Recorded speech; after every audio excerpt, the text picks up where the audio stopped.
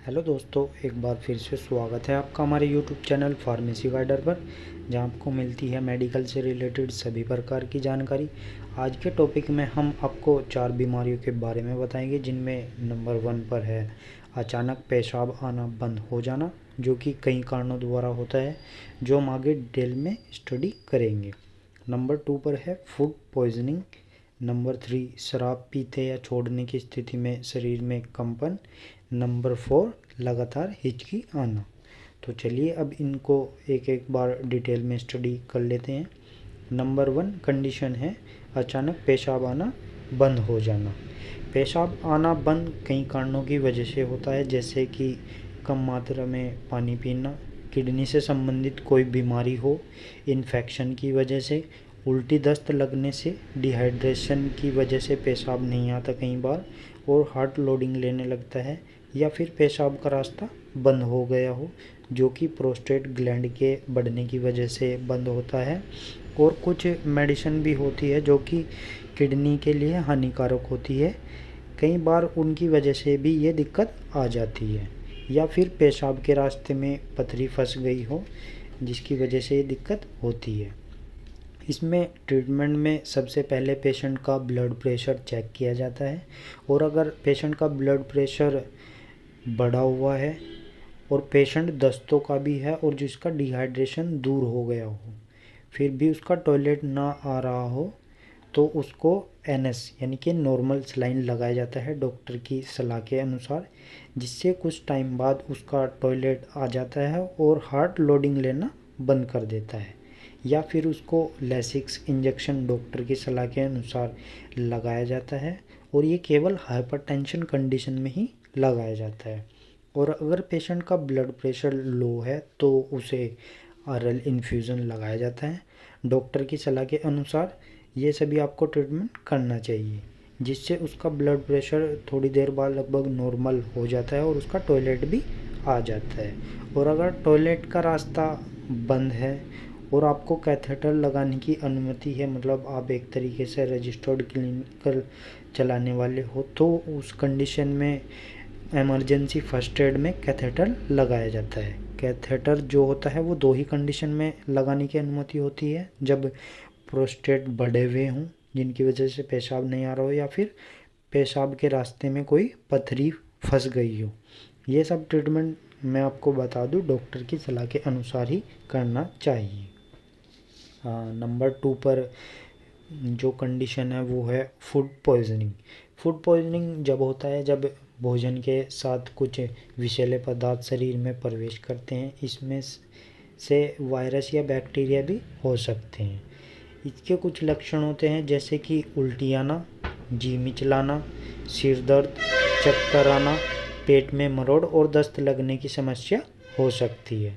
इसकी जांच के लिए आपको सीआरपी टेस्ट कराया जाता है या कराना चाहिए।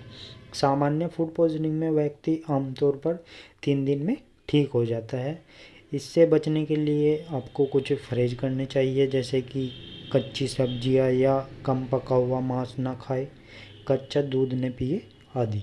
इसमें ट्रीटमेंट में आपको फर्स्ट एड के दौरान कैप्सूल एमिप्राजोल 20 mg बीडी लेना चाहिए, जो कि डॉक्टर आपको सलाह देगा लेने की इसके। और या फिर कैप्सूल लैंसोप्राजोल, ये भी आपको बीडी ही लेने को बोलते हैं डॉक्टर साहब। एंटीबायोटिक्स में मेट्रोनिडाजोल, ऑफ्लोक्सासिन, नॉर्फ्लोक्सासिन आदि दी जाती है। और अगर पेशेंट को डायरिया के साथ दर्द भी हो रहा हो तो मेप्टालिस्पास या ड्रोटिन एम टैबलेट दी जाती है। ये सब आपको डॉक्टर की सलाह के अनुसार ही देनी चाहिए। और अगर दस्त ज़्यादा गंभीर है तो पेशेंट को आपको तुरंत रेफ़र कर देना चाहिए। अब नंबर 3 कंडीशन है शराब पीते या छोड़ने की स्थिति में शरीर में कंपन। शराब की लत से ग्रस्त लोगों में कुछ लक्षण देखे जाते हैं, जैसे कि शराब न मिलने पर मतली या उल्टी सहित अन्य लक्षण होना, शराब पीने की अगली सुबह कंपन होना, शराब पीने की रात के बाद याददाश्त खोना। ये सबसे कॉमन लक्षण देखा जाता है बहुत से शराब पीने वालों में कि वो शराब पीने के बाद अपनी याददाश्त खो बैठते हैं, उनके याद नहीं रहता कुछ भी। शराब की लत तब लगती है जब दिमाग में लगातार ज़्यादा शराब पीने से रासायनिक बदलाव हो जाए, या फिर जितनी ज़्यादा शराब पीते हैं उतना आनंद आने लगता है, जिससे अधिक शराब पीने की इच्छा होती है, भले ही उससे आपको नुकसान हो रहा हो। खून की जांच में अगर आपने किसी पेशेंट का सीबीसी कराया है तो उसमें आपको आरबीसी की संख्या बढ़ी हुई मिलेगी, तो ये भी एक अधिक शराब पीने का संकेत माना जाता है। इससे आप पेशेंट को पूछ सकते हो कि आप ज़्यादा शराब तो नहीं पीते, और उसको मना करनी चाहिए शराब पीने से। या फिर सीडीटी, ये भी एक प्रकार का टेस्ट है जो कि कार्बोहाइड्रेट डेफिशिएंट ट्रांसफेरिन होता है। ये एक ऐसा टेस्ट है जो भारी शराब की खपत का पता लगाने में मदद करता है। ट्रीटमेंट में एक डायज़ोन नाम की टैबलेट आती है जो कि डॉक्टर की सलाह के अनुसार दिन में एक टैबलेट शराबी की डाइट में या सब्ज़ी वगैरह में मिलाकर उसको दी जाती है। इसके बाद आती है नंबर 4 कंडीशन, लगातार हिचकी आना। हिचकी वैसे तो कुछ समय के लिए ही आती है और फिर रुक जाती है, लेकिन कई बार हिचकी लंबे समय तक चलती रहती है, जिससे बोलने में और कई कारणों में दिक्कत होती है। हिचकी आमतौर पर डायफ्राम मसल्स होती है जो एक इसके दबने के कारण आती है, जो पेट से डायफ्राम मसल जो होती है वो पेट को छाती से अलग बनाती है और सांस लेने में महत्वपूर्ण भूमिका भी निभाती है। इसके दबाव के कारण हमारा जो बोलने का सिस्टम होता है, वॉइस सिस्टम जो होता है वो बंद हो जाता है, जिससे हिचकी आनी शुरू हो जाती है। कभी कभी ज़्यादा भोजन खाने, शराब पीने, कार्बोहाइड्रेट युक्त पदार्थ पीने या खाना सही से न पचने पर भी यह शुरू हो जाती है।